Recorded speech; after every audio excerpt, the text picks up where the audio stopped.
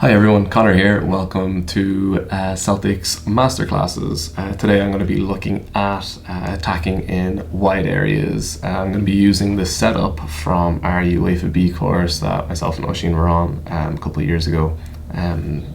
The setup is this: we have our defenders in blue, we have a goalkeeper, we have two centre backs, our left back, and a centre midfielder. For the attacking team, who is in green and white stripes, we're going to have two centre midfielders, we're going to have two strikers, we're going to have a right back, and we're going to have a right midfielder.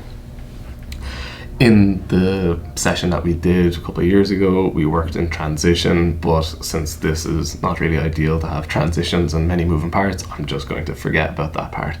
And we're going to move straight into our players having the ball.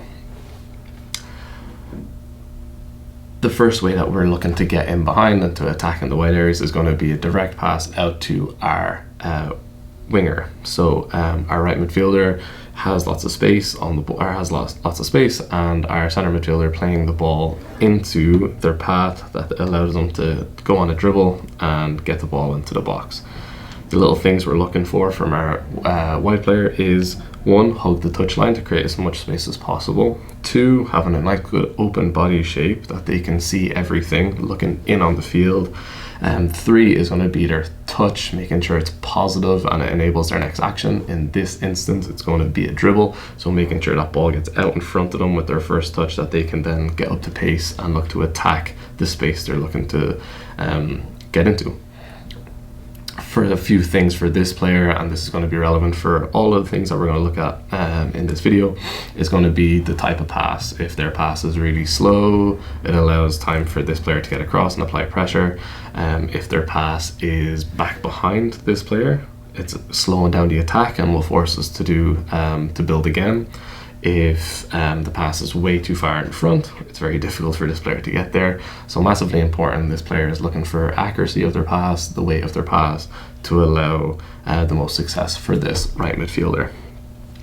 So again, just to go through the first one, we're going to look at our centre midfielder passing the ball into our right mid to allow them to dribble down the line and get a ball into the box. I have this left back tucked inside as basically is just to get things going. If they decided to stay nice and wide, we'd have an opportunity to play directly in behind them and have our right midi go in behind as well. That's the main reason I was keeping them inside. If the defenders wanted to allow this to happen, happy days. We'd be very happy with that one. Second way that we could get in behind is going to be and attacking wide areas is going to be if maybe the centre midfielder has blocked off the path to go directly into this space and we have to play more to the right middy's feet. In this case, the right midfielder, the play is slowed down a little bit, so we might need a little bit of help. So that will come in the form of our striker or our centre midfield who has just passed the ball. We'd look to combine and get in behind that way. So as the play is slowed down, their defenders might shift across, cutting off this space, but creating little gaps in here to try and get in behind. So after this ball is passed from the centre mid, getting across, they can come across and we can look to create numbers up and get in behind that way. They can hold their space out here and maybe attack the center if they can see that the striker has come in and it's going to be in and out, and we can get it around on that side as well. So that's the second way that we're looking to get in behind. Combination play with striker or the attacking center mid. The third way that we're going to look at is a bit more dynamic movement from the players on the ball. So we're going to look at the centre mid blocking off maybe a direct pass to go all the way through and allow us an easy pass through, and it's going to be again more to feet. Now, to allow not just be as predictable as getting the ball and going all the way down the line all the time, this player might dribble inside. This is going to allow different things to happen. Number one, our attacking centre mid, since they've gone inside, instead of supporting here, they can go around the outside, and it's going to also allow the the right midfielder to play with the striker or dribble themselves. The big thing about this dynamic movement is it's going to affect this player. What are they going to do? It's going to be, if they stay with this player, they have an easy pass out wide.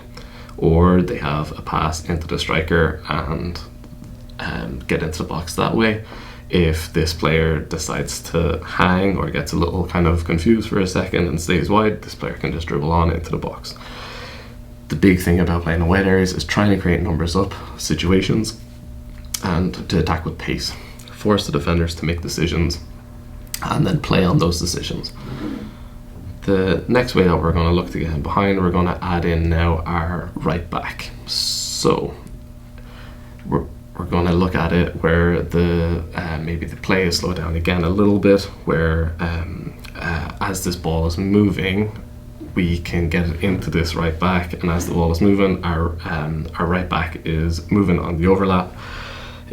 This will force this player out wide again to try and shift across, and we've got numbers up on the outside. So now with the right back, we still have the same this player still has the same problem, whether they combine and get the right back in, or whether we go directly to the right back and we're in, or this player staying wide again and this player dribbling in again. Complete nightmare for this player. It's a no-win situation. So again, that's having an advanced right back to help with the right midfielder. Finally, what we'll look at is getting the ball to the right back straight away. So I'll take the goalkeeper for a second. If they have many players back to block off this pass even to this player, maybe we have to use the right back straight away. So instead of playing directly to this player, we play to the right back, and this now allows the right back to dribble forward and causes this player to have some dynamic movement to help out and create space and options for this player on the ball. So one thing that they could do is, if the defender is staying wide, they could come inside, open up their body shape to create again another 2v1 to get in behind for the wing, for the right back. That's one option. If obviously no defenders come with them, they can turn and go themselves. The next one would be if the right back decided to dribble inside a bit more, we'd have the outside player stay on the outside, again causing this 2v1 situation and a nightmare for this player on the ball. We have again lots of different options. We can go striker and out, we can continuously dribble ourselves, they stay inside, we can play outside. The options are endless. They are so there are the few ways that we can get in behind. The final thing I'd like to say is, after doing all of these combinations and all this hard work to get in behind, it's so important for this player to have end product. We do not want to see the ball missing on the front post or the ball getting kicked out of play, so it's important to get their hips around the ball and force the ball backwards. Again, anything into the 6-yard box allows the goalkeeper to pick it up and becomes favourite. Anything that's going to go kind of diagonal in between the 6-yard box and the penalty spot is going to be ideal for the team. This angle of ball and then the type of ball is very important. Do the strikers want the ball on the ground to finish? Do they want it on the ground? Do they want it in the air? Do they want it pulled back? Do they want it played fast? Do they want it kind of played slow? Very important that this player picks the right option to allow us to be the most successful in front of goal. And then finally, last little thing is going to be patience on the ball.